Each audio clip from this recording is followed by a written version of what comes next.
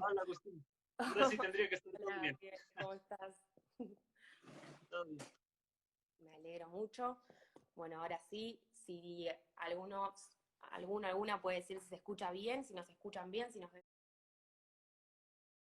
bien, ya arrancamos. Excelente. Ahí dice Manu que nos vemos bien. Así que genial. Bueno, darles ante todo a todos y a todas los que están del otro lado y las que están del otro lado la bienvenida. Hoy vamos a estar conversando con Gabriel Villalba. Gabriel Villalba es abogado, es especialista en geopolítica y es el director del Centro de Estudios Nuestroamericano en Bolivia. Así que bienvenido, Gabo, un placer saludarte. Agustina, para mí es el placer compartir con todos ustedes. Un saludo a todos los compañeros, a todas las compañeras del SENAC, en Uruguay, en Venezuela, en Argentina. Es importantísimo tener esta clase de conversaciones para repensar la patria grande y plantearle también al mundo desafíos desde el sur, ¿no? Propuestas desde el sur. Entonces, pues buenísimo, Agustina, compartir con ustedes, siempre un placer. Totalmente. Comparto todo lo que acabas de decir. Bueno, comentarles a todos y a todas los que están y las que están del otro lado que la conversación, que la charla y la entrevista en realidad que hoy vamos a tener con Gabriel se enmarca dentro de lo que es el ciclo de conversaciones, el ciclo de charlas Nuestra América en Disputa, que organizamos desde el Centro de Estudios Nuestroamericano con ánimos de analizar desde una perspectiva crítica, histórica, situada, las principales problemáticas, ¿no?, que signan nuestra realidad.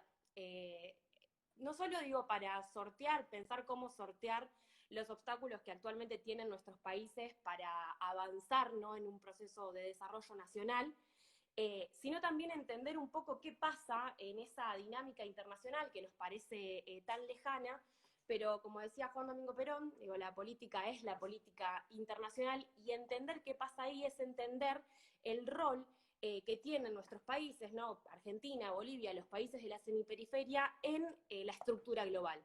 Digo, y esto es así porque en el escenario internacional consolidado después de la Segunda Guerra Mundial, acorde a los intereses de Estados Unidos, se ha establecido un claro lugar para nuestros países, que para decirlo sintéticamente es el de exportador de materias primas y el de comprador de productos de alto valor agregado, a lo que se le suma, digo, un paquete de cosas de deuda, de crédito, de concentración de la riqueza en pocas manos, de evasión fiscal, que termina, digo, consolidando, ¿no? E impidiendo nuestro desarrollo. Y además, digo, un poco también el espíritu de este ciclo de charlas es, entendiendo todo esto, avanzar, ¿no?, e intercambiar con los pueblos de nuestra América para avanzar en una integración regional, en una integración autónoma y soberana que nos permita, en definitiva, consolidar esos procesos de desarrollo nacional, porque también, como decía Juan Domingo Perón, digo, la antesala para que la liberación sea permanente es la integración de los países de América Latina y el Caribe. Así que vuelvo a darte la bienvenida, Gabriel, para mí es un placer estar charlando con vos.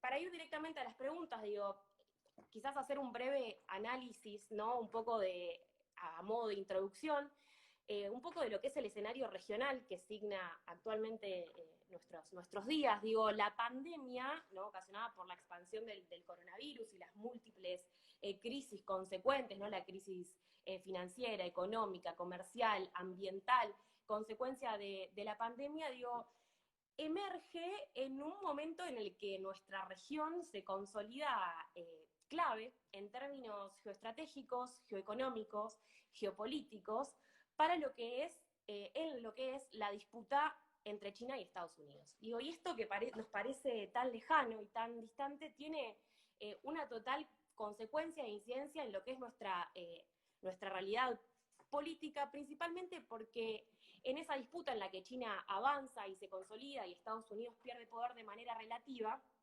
Estados Unidos necesita a la región actuando en pos de sus intereses para disputar poder en ese escenario internacional, para ponerle, para decirlo en criollo, algunos palos en la rueda a a China para impedir esa avanzada, ¿no?, que sobre todo se da a partir del 2013 con lo que es la iniciativa de la Ruta de la Seda. Y esa necesidad de tener a la región controlada y actuando en pos de sus intereses, ha llevado a una revitalización de lo que es la doctrina Monroe, ¿no? Es decir, del injerencismo por parte de Estados Unidos a través de múltiples instrumentos, ya sea diplomáticos, económicos, políticos, comerciales, a través de organismos internacionales como lo es el FMI en el caso de Argentina, como lo es la OEA en el caso de Bolivia, que ya lo vamos a explicar más, digo, para justamente impedir la consolidación de cualquier proyecto de país que vaya en contra de los designios y de los deseos que actualmente necesita la potencia del norte, como decía, para disputar poder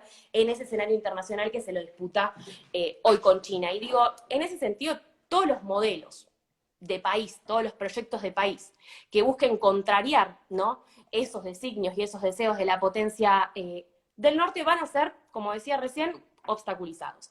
Y Bolivia, con la llegada al poder de Evo Morales en el 2006, ha venido a hacer eso. Bolivia ha venido a emprender un proceso de desarrollo nacional con inclusión social y crecimiento económico que buscaba poner fin a los años, históricos años de subordinación, ¿no?, de Bolivia a los deseos de Estados Unidos, de la potencia del norte. Entonces, digo, y a través de ese proyecto de país, Bolivia ha logrado, entre otras cosas,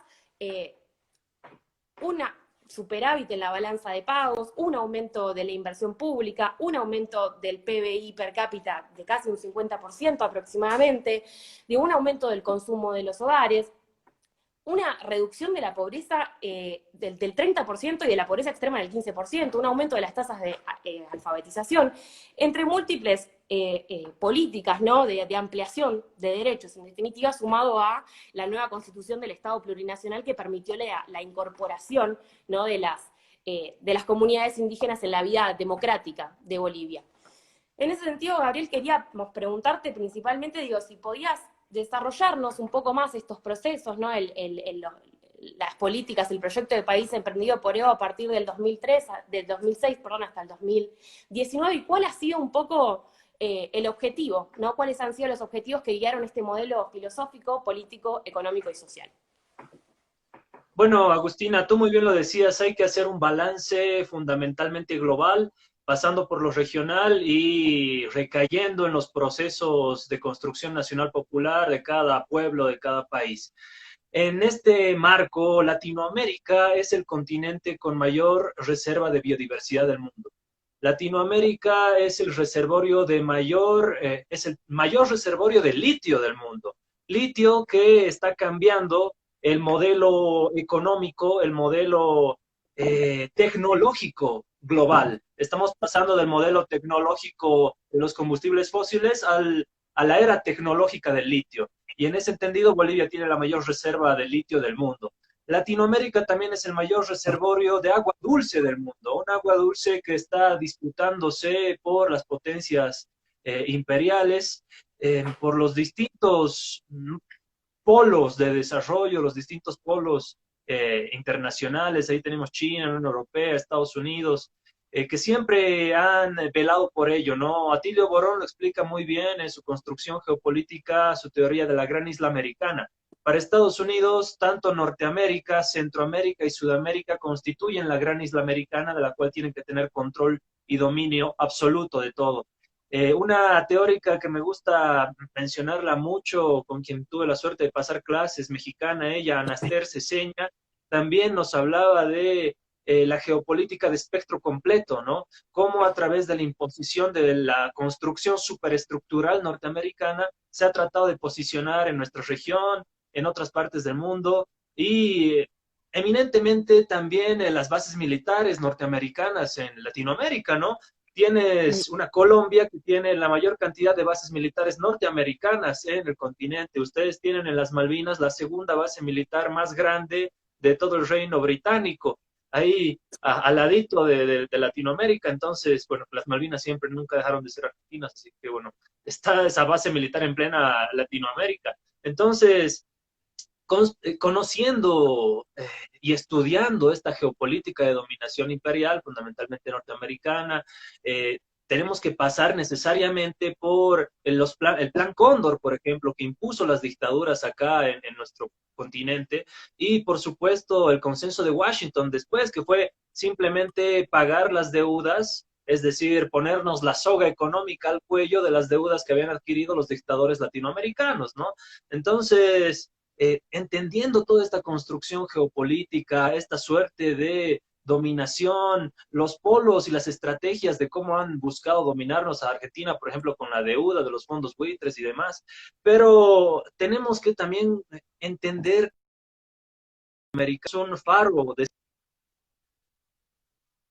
esperanza, de rebeldía, que era Cuba, sigue siendo, pero en su momento, años atrás, antes de los 90, era todavía mucho más fuerte, porque fue el faro de esperanza que alumbró también el proceso venezolano, por ejemplo. Un proceso venezolano con Hugo Chávez que nos llevó a una nueva forma de pensar. Y en Bolivia, ya aterrizando en Bolivia, es importante la construcción de un Estado plurinacional. Simplemente esta construcción teórica de Estado plurinacional de Bolivia deconstruye los cimientos del viejo modelo de Estado del siglo XVI, no un Estado que tiene que tener una sola cultura, que tiene que tener un solo territorio, que tiene que tener una sola, tiene que ser homogéneo en todo el sentido de la palabra, ¿no? Precisamente el Estado Plurinacional de Bolivia, así como también la Constitución ecuatoriana, nos habla de esta nueva tecnología en la ciencia política de concebir un Estado plurinacional que reconozca la pluralidad de pueblos preexistentes a la colonia y pues se puedan también reconocer, incluir sin perder la unidad de un Estado, ¿no? Por eso Estado plurinacional, reconocemos en Bolivia 36 nacionalidades. Creo que podemos dividir todo lo que ha pasado en Bolivia en estos 14 años del gobierno del presidente Evo Morales en lo estructural y lo superestructural. Hemos trabajado arduamente en lo estructural, que es todo lo económico con un crecimiento continuado de Bolivia por sobre el crecimiento latinoamericano. Esto lo demuestra el Producto Interno Bruto de los últimos años. Si comparamos el crecimiento del Producto Interno Bruto de toda Latinoamérica con el de Bolivia, pues ahí tenemos diferencias abismales. Y esto no lo dice Evo, no lo dice el Movimiento Socialismo, lo dice el Fondo Monetario Internacional, la Comisión Económica para América Latina, el FMI. Entonces, es un modelo económico exitoso. Este modelo económico exitoso tiene un tip, un secreto que, bueno, lo está ahora también exponiendo Luis Arce en todas las charlas que da, es el hecho de que no hemos construido este modelo económico basado estrictamente en los parámetros de la economía liberal burguesa. La economía liberal que estaba acostumbrada a los parámetros ortodoxos, cuantificables, medibles, oficiales de el Producto Interno Bruto, la cuantificación del Producto Interno Bruto, por ejemplo.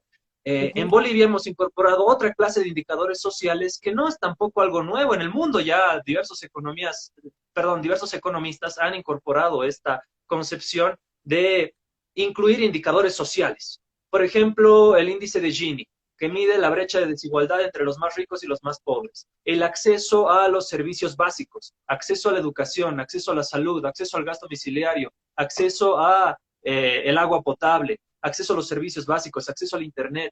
Esta clase de indicadores sociales son los que han dinamizado también la economía boliviana. Y mira, si tú te pasas por acá por Bolivia, te vas a dar cuenta que hasta antes de la pandemia, antes con Evo Morales, tenías un montón de filas para el cajero automático, para sacar plata del cajero automático. Tenías un montón de filas en los patios de comidas. Antes ni siquiera existían esos patios de comida, ¿no? Entonces, la economía se ha llegado a dinamizar de tal modo que sí ha habido una construcción económica que ha sacado a mucha gente de la pobreza, la ha incluido a la clase media, incluso se ha reducido estas brechas de desigualdad entre los más ricos y los más pobres en Bolivia, pero también ha habido una construcción superestructural. En todo lo superestructural es esto que te decía de la nueva constitución política del Estado, la plurinacionalidad, la diplomacia de los pueblos, concebir también diferentes modelos a partir de las 36 nacionalidades, reconocer la autonomía indígena.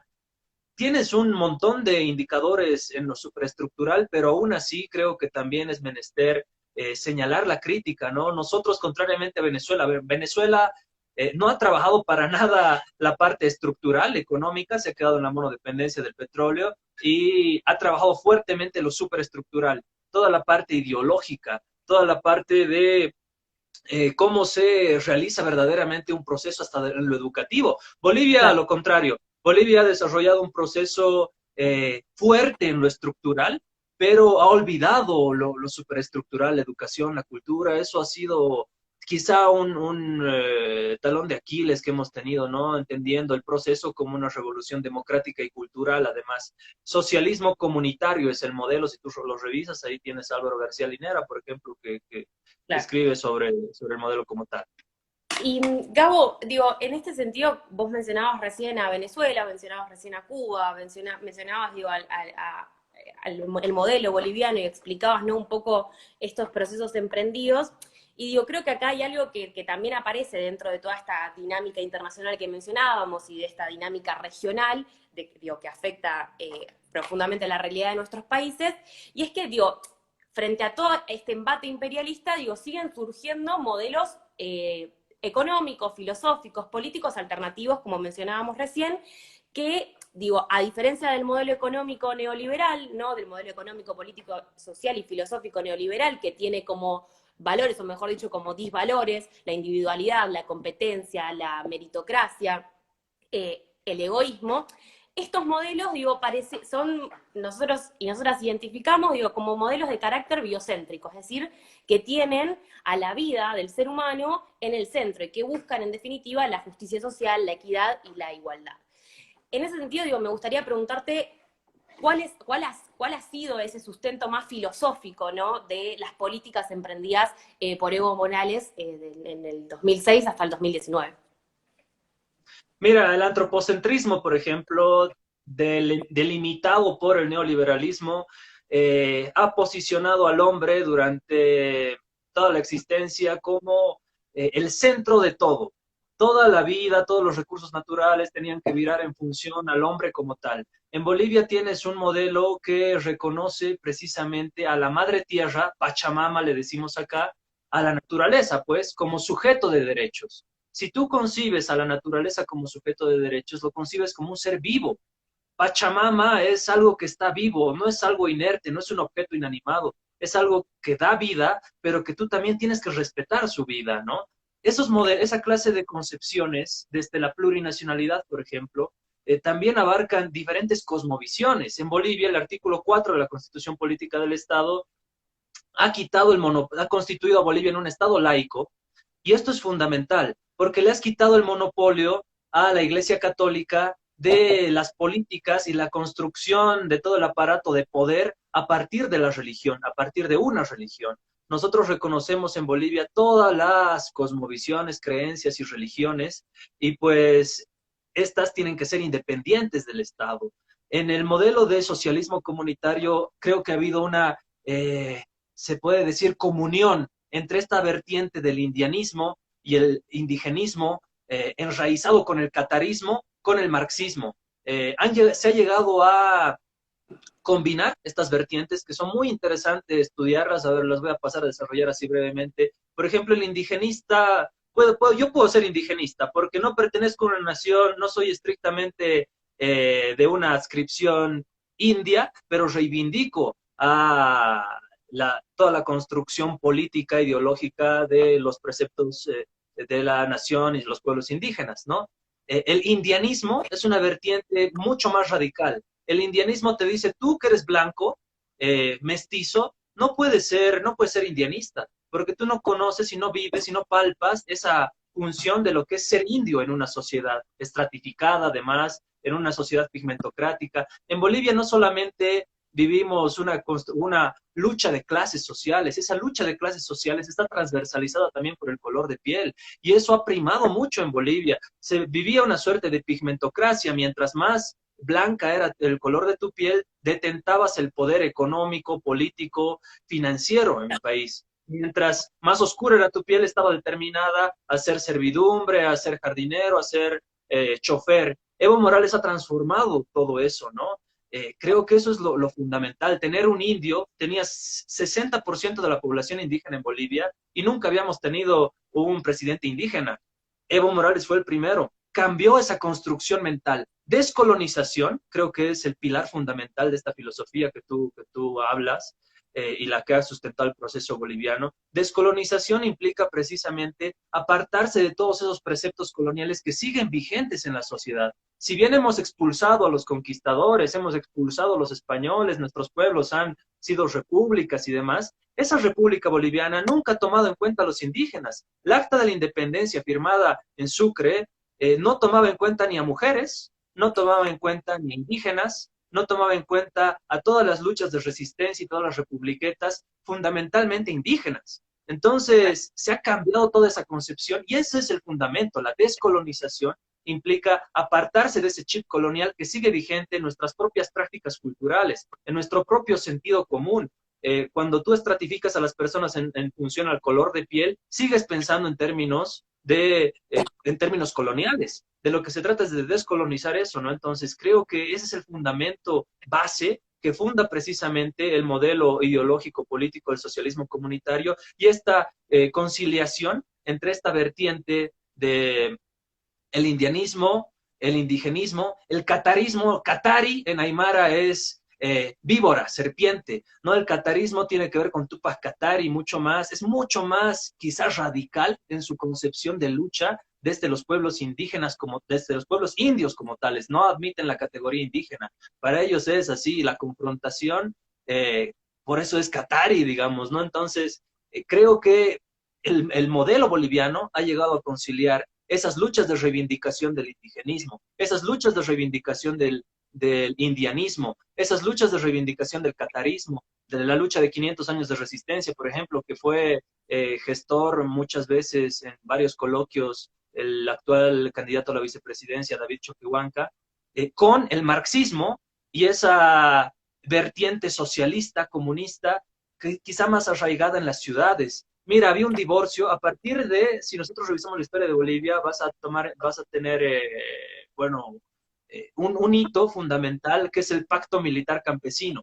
El pacto militar campesino en Bolivia fue un acuerdo entre la dictadura de Barrientos con las comunidades indígenas para que no se realicen matanzas ni nada en los pueblos indígenas, pero a costa de que encarcelaban a los líderes socialistas y comunistas que fundamentalmente estaban en las universidades, en las ciudades. Entonces sí ha existido una ruptura en el ámbito de ese socialismo o comunismo construido desde las ciudades, desde la universidad, desde la academia, con ese indigenismo, catarismo, indianismo, que el movimiento del socialismo ha llegado a consensuarlo en lo que llamamos el socialismo comunitario, ¿no? Qué interesante, Gabo, esto que mencionás. De hecho, Sofía de Nicolo, directora del SENAC en Argentina, te preguntaba recién si podías recomendarnos autores o autoras que para estudiar, ¿no?, el cambio social en Bolivia, si tenés algunas para recomendarnos a nosotros y a quienes están del otro lado. Sí, creo que es bien complicado en esta comunión que te digo. Tienes desde esta vertiente del socialismo, del comunismo, a René Zabaleta Mercado, por ejemplo. René Zabaleta Mercado, que fungió como profesor en México, una eminencia del marxismo latinoamericano y del marxismo boliviano. Tienes, por otro lado, desde esta vertiente del indianismo exclusivamente, se llama Fausto Reinaga. Fausto Reinaga es un gran representante a través de las dos Bolivias, la Bolivia india y la Bolivia blanca, te habla, ¿no? Precisamente esta confrontación casi racial que aún Claro. existe y está permanente en Bolivia. Hace poco un exministro fue destituido precisamente por estas declaraciones. Dijo, yo no cumplo con los requisitos para ser masista porque soy blanco, tengo ojos verdes y mi cabello es crespo. Entonces, por esas características somáticas, yo no cumplo ser parte del movimiento al socialismo. Todavía prima esa mentalidad tan arcaica, ¿no? Entonces, tenemos también a Álvaro García Linera, sin duda es muy importante tiene un folletito, un librito pequeñito que se llama Identidad Boliviana, te habla precisamente de la composición de la identidad boliviana, y tiene también otro librito pequeño que se llama precisamente Socialismo Comunitario. Eh, creo que están a la par entre René Zabaleta Mercado y Álvaro García Linera, entre los marxistas bolivianos más influyentes de este último tiempo, y Fausto Reinaga sin duda es para entender esta nueva realidad también, esta confrontación que ha existido siempre entre esas dos Bolivias, ¿no? La Bolivia blanca, la Bolivia india. Las ponencias de David Choquehuanca también son muy interesantes en torno a la construcción de lo que es el Abya Yala, por ejemplo, la Huipala, como representación de los pueblos indígenas, no solamente los pueblos occidentales, sino también los pueblos orientales. Creo que los autores son fundamentales para entender también, ¿no? Bueno, gracias, Gabo, por estas recomendaciones. A todos y a todas los que quieran vamos a estar recolectando y recopilando esta bibliografía y a quienes quieran se las vamos a poder compartir porque realmente es sumamente interesante lo que estabas mencionando. Para los que se sumaron hace un ratito, comentarles que estamos charlando con Gabriel Villalba, abogado, especialista en geopolítica y director del CENAC en Bolivia, del Centro de Estudios Nuestroamericanos. Gabo, para ir un poco más a lo que es, vos mencionabas recién el proceso, ¿no? Y el modelo de desarrollo llevado adelante por Evo Morales. Y el golpe de Estado ejecutado el 10 de noviembre del año pasado ha venido a detener este proceso de desarrollo económico e inclusión social. Y acá hay algo que me gustaría mencionar, y es que, nosotros, yo mencionaba al principio que nuestra región, ¿no? Y muchos de los acontecimientos de nuestra región se enmarcan dentro de lo que es esta disputa geopolítica entre China y Estados Unidos, donde China avanza y se consolida y Estados Unidos pierde poder de manera relativa, y esa disputa tiene numerosas consecuencias, ¿no? Y condicionalidades a nivel internacional, regional y local, que nos impacta en esos tres niveles, y se desenvuelve también en paralelo o de manera interconectada con otros tres procesos que nosotros y nosotras desde el CENAC venimos estudiando, que son por un lado la transformación de la matriz energética, ¿no? Que brevemente, simplemente para que todos y todas estemos al tanto de lo que significa, es avanzar en la utilización de energías renovables para la producción energética, principalmente por las consecuencias que esto tiene que la utilización de energías no renovables como gas, carbón y petróleo tienen en la producción de energía. Por el otro lado, también se da lo que es una disputa científico-tecnológica alrededor de lo que son las industrias, de la industria 4.0, de la cuarta revolución industrial, que supone la nanotecnología, la cibernética, la inteligencia artificial, y el famoso 5G, ¿no? De las telecomunicaciones, que en definitiva lo que supone esta disputa es el control de los datos. Y estos tres procesos, ¿no? Se dan también y tienen como consecuencia una disputa por el control de los recursos naturales estratégicos de turno, es decir, de los recursos que permiten, en definitiva, garantizar esa matriz energética que, como mencionábamos, tiene que transformarse, ¿no? Y que se está transformando, en definitiva, incluso este último tiempo ha habido ha habido una gran crisis en lo que es el mercado del petróleo, que en este caso no viene al caso, pero sí mencionar que en esta dinámica internacional, el litio, que vos mencionabas al principio, emerge como un recurso natural estratégico clave, al ser el que puede garantizar, si se quiere, la confección de baterías que permiten acumular la energía producida por fuentes renovables, porque esa energía es fluctuante, es decir, que si no se utiliza al momento que se capta del ambiente se echa a perder, por lo que se requiere de la acumulación. Y ahí el litio presenta, ¿no?, las mejores características de orden científico, tecnológico, comercial e industrial para la producción de esas baterías. Y el control de lo que son los salares, ¿no?, de lo que es el litio y lo que es el carbonato de litio, que es lo que permite la producción de la batería y de toda la cadena de valor que pasa desde la extracción hasta la producción de la batería, que es una cadena de valor, de agregado de valor muy larga y muy compleja, está en el centro de la disputa geopolítica global. Y como vos bien decías al principio, Bolivia presenta las mayores reservas de litio en salmuera, en lo que es el Salar Uyuni, y junto con Argentina y con Chile forman parte de lo que es el Triángulo del Litio, donde se encuentra el 68% de las reservas mundiales de litio. Y a diferencia de lo que ocurre en nuestro país y lo que ocurre en Chile, donde el Estado tiene escasa participación en lo que es el proceso de extracción y agregado de valor en el recurso, en Bolivia, sobre todo a partir del 2008, ¿no?, con la nacionalización de los recursos naturales, se ha emprendido un proceso de apropiación de esos recursos y un desarrollo de la cadena, ¿no? Con una gran planificación y un gran plan de industrialización que llevó adelante Evo Morales para agregar valor al recurso y pasar de este famoso salar a la batería, pasar desde la extracción hasta la producción de la batería de manera nacional. Digo, Bolivia ha emprendido un proceso de industrialización, de entramado productivo, institucional, organizacional, realmente muy increíble en torno a lo que es la industrialización del litio, y Bolivia estaba a punto de lanzarse al mercado del litio como un gran jugador, no solo en la exportación del carbonato de litio, como decíamos, sino también en la producción de baterías, que se había asociado con una empresa alemana, ASI Systems, teniendo una mayor participación incluso en el consorcio para la adquisición de tecnología de manera soberana, e incluso había avanzado en lo que es la transformación de la matriz energética en el propio país. Y digo, el golpe ha detenido este proceso, y acá quiero, que desarrollemos un poco, por un lado, si podrías explicarnos cuál es la relación del golpe con esta reconfiguración del orden global, si podés explicarnos el rol del litio en el golpe de Estado y también el rol de la OEA, ¿no? Que ha sido muy particular. China ha sido imperio 1000 años. Estados Unidos ha dejado de ser imperio ya, pero ha sido una potencia imperial por únicamente 100 años. Creo que los cauces naturales de el río imperial, se podría decir, están volviendo a su cauce natural, ¿no?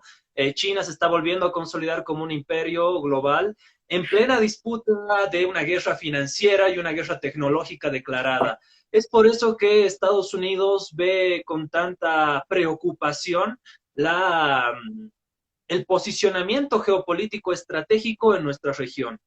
Es por ello que no es casual Brasil, en su momento Argentina con Macri, si tú y Colombia, ¿no? Hay un triángulo geopolítico, si tú lo controlas ese triángulo entre Colombia, Brasil y Argentina, tienes pues el dominio de la región sudamericana y en su momento lo tuvo. Colombia siempre ha sido alineada a los intereses norteamericanos, te vuelvo a repetir, es el país con mayor cantidad de bases militares norteamericanas en su territorio. Argentina con Macri constituía también un pilar fundamental de esa nueva geopolítica de dominación imperial, y Brasil con Bolsonaro, por supuesto. El litio, como tú lo decías, es fundamental en esta lógica de la economía boliviana mira, el 2003, a partir de la guerra del gas en Bolivia, se planteó una agenda nacional. En esa agenda nacional se encontraba la nacionalización de los hidrocarburos. Muchos detractores dicen, nunca se nacionalizó los hidrocarburos, no teníamos en realidad el control absoluto. Y en efecto, puede que tengan razón porque antes de la nacionalización, Bolivia se quedaba únicamente con el 20% de las ganancias y las transnacionales se quedaban con el 80%. Lo que hizo el proceso boliviano fue invertir esta fórmula. Con el Estado boliviano se quedaban las ganancias y regalías del 80% de todas las petroleras, y con las empresas transnacionales se iban el 20%, que ya para ellos significaba una muy grande ganancia, ¿no? Entonces, en función a ello, se ha llegado a un proceso de industrialización que también se ha posicionado con yacimientos de litio bolivianos, YLB.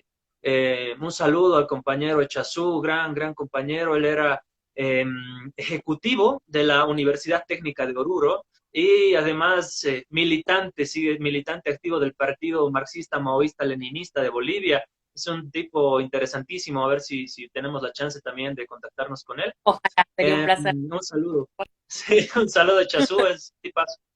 Él, bueno, junto en esta lógica de este proceso de una industrialización soberana, Bolivia ha concebido a el resto de las transnacionales, interesadas, por supuesto, en esta nueva matriz tecnológica del litio, en aliados, pero en aliados en condición de, pues, socios y no patrones, como se detentaba anteriormente en Bolivia. Entonces, tienes un proceso que ha arrancado con la industrialización de las baterías de litio. Ya se estaban produciendo las baterías de litio en Bolivia, muy contrario al proceso que, por ejemplo, asumió Argentina con Macri. Argentina con Macri, con con relación a el litio no había asumido esta clase de políticas como las asumió Bolivia. Chile, ni qué decir, Chile, la cuna del neoliberalismo en Latinoamérica, el primer laboratorio donde se experimentó la imposición con los Chicago Boys, con Friedman y demás, de la imposición del neoliberalismo, tampoco concebía esta construcción nacional de determinar tu devenir tecnológico e industrial. Bolivia sí lo estaba haciendo y creo que ese es un punto fundamental. Y el golpe se consolida en Bolivia en noviembre del año pasado, también a partir de ese posicionamiento, de tomar posición imperial sobre esta mayor reserva de litio del mundo. Eso es lo que representa Yanine Áñez. Una Yanine Áñez que es un títere más, ya que el que maneja los hilos del gobierno boliviano es Eric Foronda.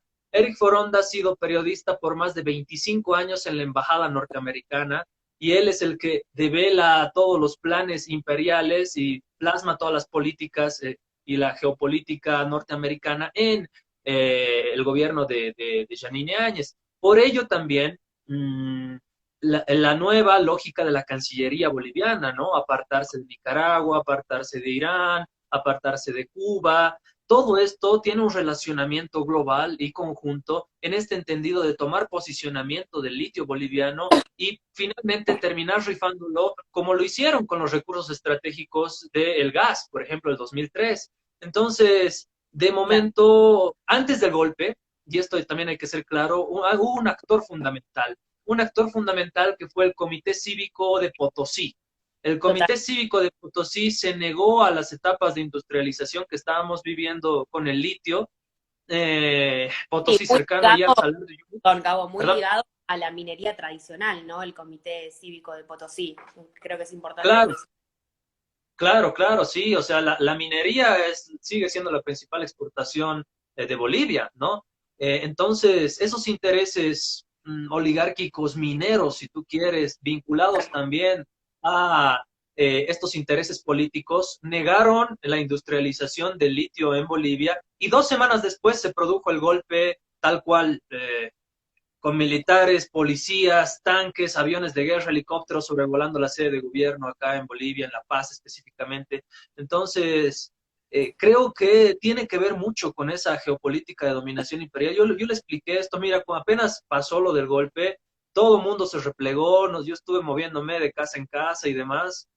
Un amigo, precisamente, estoy pasando una maestría y un amigo que no es afín al movimiento socialismo, en realidad tuvo un cargo político con este nuevo gobierno de facto, pero él me mandó un mensajito que decía, oye Gabo, por favor cuídate que tu nombre está en la lista de inteligencia de los policías y los militares, así que imagínate lo que es eso y tuvimos que movernos así y precisamente ahí se comenzó a develar esta estrategia que ellos ya tenían, ¿no? Muy bien planteada de posicionarse sobre los recursos estratégicos de Bolivia, fundamentalmente el litio, y tumbar todo lo que es YLB. Esta es una estrategia del neoliberal. El neoliberalismo ha fracasado en todo el mundo. Y esto hay que decirlo categóricamente. Y estos gobiernos, títeres de la nueva geopolítica de dominación imperial norteamericana, son tan carentes de nuevas ideas, de nueva innovación política, que recurren al viejo neoliberalismo que ya ha fracasado. Entonces, la Total. estrategia de Yanine Áñez y del gobierno de facto fue destruir todas las empresas estratégicas del Estado. Dijeron que el satélite Tupac Katari no sirve para absolutamente nada, cuando el satélite Tupac Katari está siendo alquilado por empresas de telecomunicaciones latinoamericanas. Dijeron que el transporte público por cable, mi teleférico, tampoco no servía para nada, que no era un negocio redituable, que no se iban a regresar los ingresos, bueno, la inversión. Destruyeron yacimientos petrolíferos fiscales bolivianos, la empresa gasífera de Bolivia que se había constituido en Latinoamérica y en la región como un pilar fundamental de empresa de gas estatal. Actos de corrupción, destruyeron la Agencia Nacional de Hidrocarburos, les dieron como un botín de guerra a los militares que habían apoyado el golpe y no hicieron absolutamente nada con ello, actos de corrupción, la empresa pública de telecomunicaciones Entel, un desfalco millonario, el exgerente terminó huyendo a Miami. Entonces la estrategia del neoliberalismo es precisamente eso, reducir el Estado a su mínima expresión. En Total. esta reducción del Estado a su mínima expresión, también han reducido todos los emprendimientos con el litio. Total. Bueno, Gabo, y en esto que mencionás, digo, de la reducción del Estado, ¿no? Y de dejar a los designios del mercado, si se quiere, muy propio del neoliberalismo, los procesos, en definitiva, que permiten el desarrollo nacional. En cuanto a me gustaría preguntarte, digo, en cuanto a lo que es la integración regional, nosotros y nosotras vimos que durante el gobierno de Evo Morales, digo, se fortaleció la integración regional, se buscó, digo, Bolivia tuvo un rol muy activo en lo que fue el ALBA, en lo que fue el Mercosur, en lo que fue la UNASUR, digo, entendiendo esto, como decíamos al principio, como la integración de nuestros pueblos, digo, como el mecanismo que nos permite que la revolución, que la liberación sea permanente. Yo creo que eso lo compartíamos los gobiernos de la región en ese momento. Y hoy, sin embargo, luego del golpe de Estado había un viraje en lo que es la integración. Digo, no solo Bolivia se ha ido del ALBA, sino que amenazó con irse de la UNASUR y se empieza a alinear a la OEA, se empieza a alinear al PROSUR, digo, que son los instrumentos, ¿no? Los organismos de integración que permiten la consolidación como decía antes, de los deseos de Estados Unidos en la región. Quería preguntarte cómo es vos, digo, entendiendo todo esto, el futuro de la integración regional.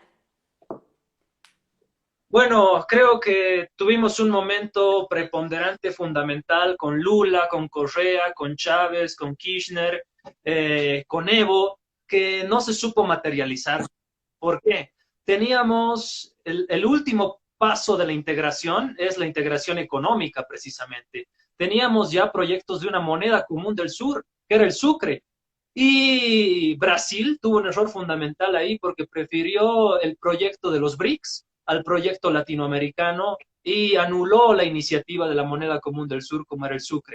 Creo que el mundo en plena pandemia, el mundo en plena disputa de las potencias, necesita estos espacios de integración latinoamericana en los cuales podamos consolidarnos como bloque continental, como lo es la Unión Europea, como lo es Estados Unidos, como lo es China, como en su momento también fueron los BRICS, como en su momento son los bloques sur-sur, africanos, asiáticos. Creo que tenemos que empezar a construir verdaderamente, y esto no parte únicamente de la buena intención política. Tuvimos la mejor intención política, el mejor momento político y no lo pudimos plasmar en estructuras económicas, por ejemplo, ¿no? Entonces, creo que es fundamental esto en función a lo que te decía anteriormente cuando iniciaba esta conversación.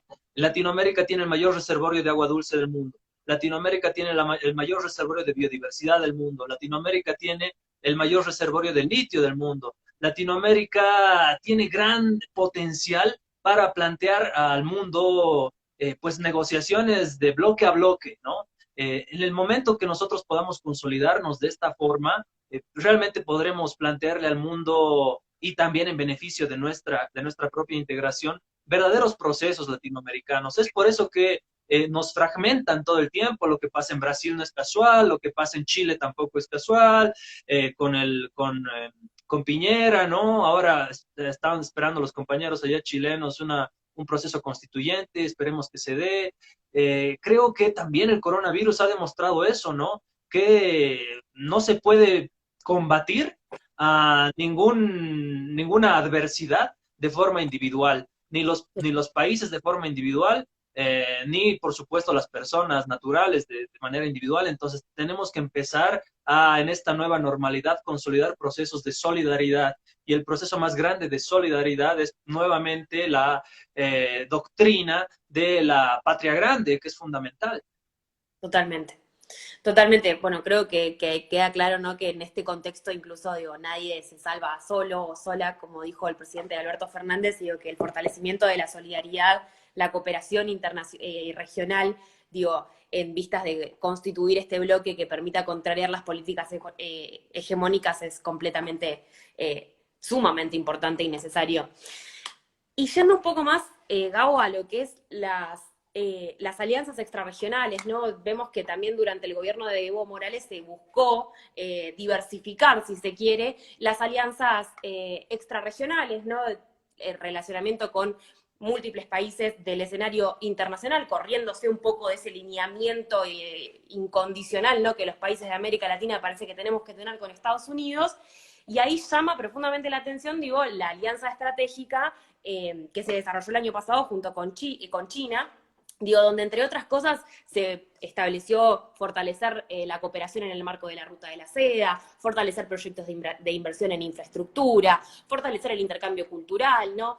Y también, digo, y algo que llamaba mucho la atención era, por un lado, digo, esto de aunar esfuerzos, ¿no? Entre Bolivia y China, entre la Bolivia de Evo Morales y la China de Xi Jinping, para presentar en el escenario internacional, en los foros internacionales, en Naciones Unidas, digo, plantear otra cosa, ¿no? Como correrse un poco del eje de esa política hegemónica de Estados Unidos y empezar a buscar, ¿no? El desarrollo y la consolidación de un multipolarismo. Y acá lo que quiero preguntarte son dos cosas. Por un lado, ¿qué ha guiado esa política exterior de Evo Morales en ese momento? Digo, la búsqueda de un mayor multipolarismo y de la diversificación de las alianzas extrarregionales. Y por otro lado, digo, vemos hoy que hay un viraje total en la Cancillería del gobierno de facto, de alineamiento incondicional a Estados Unidos, y en este caso quiero preguntarte a quiénes favorece este viraje, ¿no?, en la política exterior.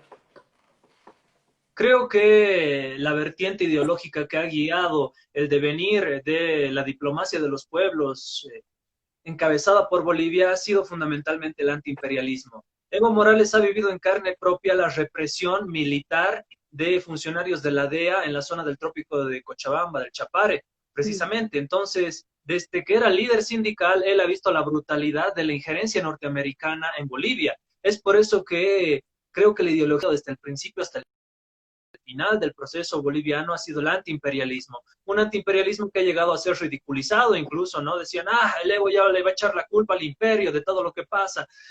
Pero precisamente esa doctrina ha sido la que ha empujado a desarrollar una diplomacia de los pueblos. Creo que nos hemos quedado cortos incluso, lo hemos puesto simplemente como mención, lo que es diplomacia de los pueblos, pero muy pocos teóricos se han dedicado a desarrollar lo que verdaderamente es la diplomacia de los pueblos, que incorpora actores de la diplomacia más allá de los estrictamente oficiales, ¿no? Hay que desarrollar todavía muchísimo lo que es la diplomacia de los pueblos. Por otro lado, lo vuelvo a decir, China ha sido imperio 1000 años y está volviendo a ser imperio. En este marco de decadencia de Estados Unidos, ya dejó de ser imperio, solamente ha sido imperio 100 años, tenemos que empezar a pararnos con China de tú a tú como socios, pero esto parte de esta fortaleza regional. Es por eso que siempre nos han tratado de dividir, ¿no? En lo que tú hacías referencia a la OEA es fundamental porque la OEA históricamente ha sido el brazo, el Ministerio de Colonias norteamericano. Y nosotros ingenuamente, en la última fase de nuestro proceso del 2019, pusimos toda la confianza en un informe técnico de la OEA que nunca se dio. Entonces, ¿en qué cabeza entra?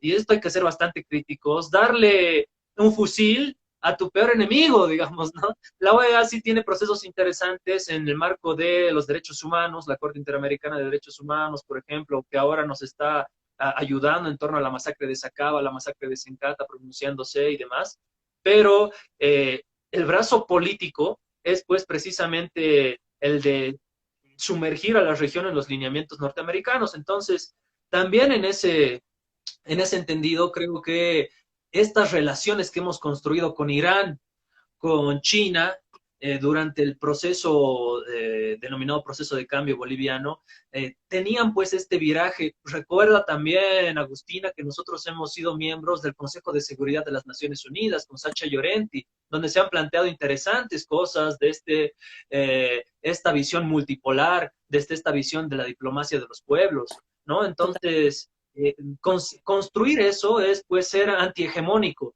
Y por esta posición antihegemónica es que nos han caído con todo. Nos han dicho, Bolivia, el niño malcriado de la región, pues les vamos a caer con todo. Y este golpe no se ha gestado en 2 años, no se ha gestado en 1 año, se ha gestado desde el 2014, ¿no? Y nosotros hemos cometido error tras error. Después de haber ganado las elecciones en 2014, hacemos un referéndum en el 2016 pidiéndole a la gente que nos vuelva a reelegir el 2019, nos vuelva a habilitar para participar en las elecciones del 2019. ¿En qué cabeza entra? O sea, bueno, múltiples errores que se han cometido, que se realizan en el marco de la autocrítica, acá dentro del movimiento al socialismo, pero sin duda hemos cometido errores y de esos errores se han aprovechado las potencias imperiales para dividirnos aún más. Ahora el viraje que tiene la Cancillería boliviana está precisamente enfocada en este lineamiento de un agente de Estados Unidos incrustado durante muchos años en Bolivia, que es precisamente Eric Foronda. Eric Foronda, como te dije anteriormente, maneja los hilos de la diplomacia boliviana y se está alineando al caballo perdedor, a ese neoliberalismo, a ese capitalismo, a ese modelo norteamericano que ya está en decadencia y está mostrando su mayor decadencia precisamente ahora lo que está pasando en Estados Unidos, las declaraciones de Trump, el posicionamiento enclenque de Estados Unidos en la región, pero es todavía mucho más peligroso un modelo que se está agotando y que sabe que está en decadencia porque se aferra con todo y destroza absolutamente todo a su paso, ¿no? En ese proceso de destrucción y autodestrucción que tiene. Entonces, creo que hay que ser bastante claros en eso y pues, los procesos que están empezando nuevamente a resurgir esta brecha de procesos antihegemónicos globales tienen que cuidarse bastante, ¿no? El proceso argentino, el proceso mexicano, creo que son los pilares fundamentales ahora que tienen que pues ver la política exterior y manejar su política exterior con pinzas para no cometer los errores que posiblemente nosotros hemos cometido. Totalmente, Gabo, impecable lo que acabas de decir, digo, comparto profundamente la importancia de la diplomacia de los pueblos, ¿no? Como mecanismo que tenemos para contrariar las políticas hegemónicas. Nos quedan muy pocos minutos, pero quiero hacerte una última pregunta que quizás va un poco más en torno a lo que es la coyuntura local, ¿no? De la actualidad. Digo, y acá hay algo que es clave remarcar y es que la pandemia, ¿no? Ocasionada por la expansión del coronavirus, emerge en Bolivia en medio de un golpe de Estado, digo, donde poderes fácticos tienen el poder y grupos concentrados tienen el poder. Y hoy ahí quisiera preguntarte dos cosas. Por un lado, pecando de juzgar, pero digo, conociendo las políticas de ajuste y represión aplicadas por los gobiernos de facto neoliberales, ¿cómo están manejando la crisis pandémica? Y por otro lado, también preguntarte, digo, brevemente si podés como ilustrarnos un poco, digo, la pandemia también ha ocasionado que las elecciones no puedan llevarse adelante, que se iban a realizar el 3 de mayo. Digo, y acá mi duda, ¿no? Y mi pregunta es que las elecciones, digo, se pateen y que no haya una fecha prevista. Consolida digo, estos poderes fácticos en el poder, digo, el golpe de Estado, la posición de Yanine Áñez, que supuestamente venía, ¿no?, a estar en un gobierno de transición que así lo presentaba y que ha llevado adelante múltiples reformas estructurales. Digo, ¿la pandemia abre ese margen, ¿no?, para la consolidación de estos poderes?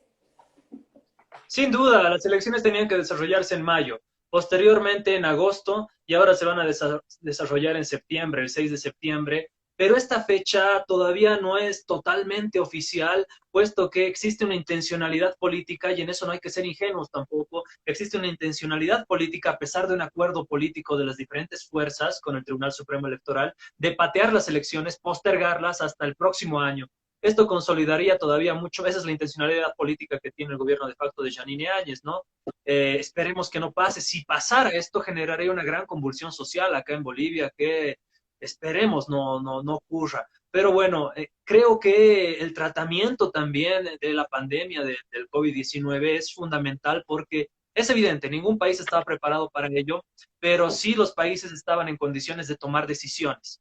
La decisión que se tomó en Bolivia fue nula, no tomaron decisiones ni en lo económico ni en las medidas de salubridad. Evidentemente hay que tener medidas claras en el ámbito de la salubridad, de la sanidad, pero fundamentalmente también, y esto tiene que ir casado con las medidas socioeconómicas. No se puede pensar única y estrictamente en la salud o única y estrictamente en la economía. Este es un mix que tiene que pues combinarse. Áñez no ha tomado ni las medidas de salubridad ni las medidas socioeconómicas para paliar y combatir el COVID-19 y por eso también Bolivia continuamente todos los fines de semana está realizando cacerolazos, petardazos, hay un malestar generalizado de la población, no desde el movimiento forma partido del movimiento al socialismo, sino desde la sociedad civil en su conjunto, ¿no? Entonces, sin duda, se ha llegado a naturalizar, Agustina, la represión el uso abusivo de los aparatos coercitivos y coactivos del Estado, esto se ha naturalizado. Existe un cerco mediático también sistematizado. Mira, la llegan a decir a Yanine Áñez presidenta constitucional, cuando esta señora no ha respetado el artículo 161, el artículo 169 de la Constitución Política del Estado, no ha respetado ni siquiera el quórum reglamentario correspondiente para establecer una asamblea parlamentaria, una asamblea en el órgano legislativo, ¿no? Entonces, los medios la llaman presidenta constitucional. En Bolivia han salido escapando de Bolivia periodistas argentinos que han tenido que refugiarse en su embajada para después irse a su país, periodistas brasileños, latinoamericanos, periodistas de medios internacionales. Creo que se vive pues una suerte de naturalización de este golpe, pero aún así muchos aliados estratégicos de Yanine Áñez, políticos, sus aliados políticos, se están apartando de ella. Ven que todo esto se está pudriendo, que todo esto está cayendo y se intentan apartar. Ante esa jugada política nosotros tenemos que reaccionar respondiendo a la población en el hecho de que Camacho, Pumari, Carlos Mesa representan la misma bolsa golpista que impuso, encumbró a Yanine Áñez en el poder. Esto es fundamental, es clave decirlo. Ahora Carlos Mesa se presenta como la alternativa, la renovación, cuando el 2003 puso en llamas el país con la guerra del gas, no hizo nada. Entonces, creo que estos actores políticos se presentan como la renovación, pero no son más que el viejo neoliberalismo que no le está proponiendo nada nuevo a Bolivia. También tenemos que, bueno, ilustrar a la gente que nos está escuchando de otras partes de Latinoamérica. El jueves se han eliminado el Ministerio de Culturas, el Ministerio de Deportes y el Ministerio de Comunicación. El Ministerio de Comunicación ha pasado a ser dependencia directa del Ministerio de la Presidencia, como un manejo político de campaña de la comunicación como tal. El Ministerio de Culturas ha sido suprimido, no les interesa. Un gobierno de facto poco o nada les interesa el incentivo a los deportes, poco o nada les interesa el incentivo a la cultura. Entonces vivimos en esta situación. Periodistas como María Galindo ha sido censurado del diario Página 7, ha sido censurada, perdón, del periódico Página 7. El caricaturista Al Azhar ha dicho que iba a dejar de realizar sus caricaturas porque ha recibido amenazas por parte de grupos paramilitares y del propio gobierno de facto de Yanine Áñez, y recientemente el periodista Junior Arias, ¿no? Ha dicho, no voy a salir más porque este gobierno, a través del ministro de Gobierno, Arturo Murillo Prijica, ha amenazado a mi familia y yo no puedo más con mis funciones de periodista. Entonces, vivimos esta situación de represión naturalizada y, pues, por supuesto, incluso desde la cuenta oficial del Ministerio de Obras Públicas, me dijeron, ¿dónde estarás? No, carajito, desde una cuenta institucional de Twitter, amenazando a un solo ciudadano. Imagínate lo que es eso. Y como esos casos tienes miles. Un ministro un ministro, y con esto cierro, un ministro Arias, un ministro Arias que ha prohibido la barba en cuarentena. Ha dicho, no pueden tener barba, no pueden agarrarse de la mano y no pueden darse besos. Y vamos a pintar las casas de los que tengan coronavirus. Medidas totalmente fascistoides. Entonces, es lo que vivimos, lo que nos toca. La persecución, ¿no? de los líderes políticos, en definitiva. Gabo, ha sido un placer conversar con vos realmente, y este intercambio creo que, como decía al principio, es sumamente necesario e importante para avanzar, como decíamos antes, en una integración real de los pueblos de América Latina y el Caribe. Recordarles a todos y a todas los que están del otro lado que estuvimos charlando con Gabriel Villalba, abogado, especialista en geopolítica y director del CENAC en Bolivia. Quiero comentarles que nos volvemos a encontrar con una nueva charla de este ciclo Nuestra América en Disputa, el martes 9 de junio a las 19 horas. Un gran compañero y amigo, Adilio Vareiro, que es el responsable de comunicación en el CENAC, va a estar entrevistando a Marco Teruggi, el corresponsal en Venezuela, así que los invitamos a todos y a todas a participar. Te mando un fuerte abrazo, Gabo, espero que todo mejore y que sigamos adelante en la construcción de mayor soberanía y de mayor autonomía para nuestros pueblos. Un fuerte abrazo. Así será, Agustina, un saludo gigante.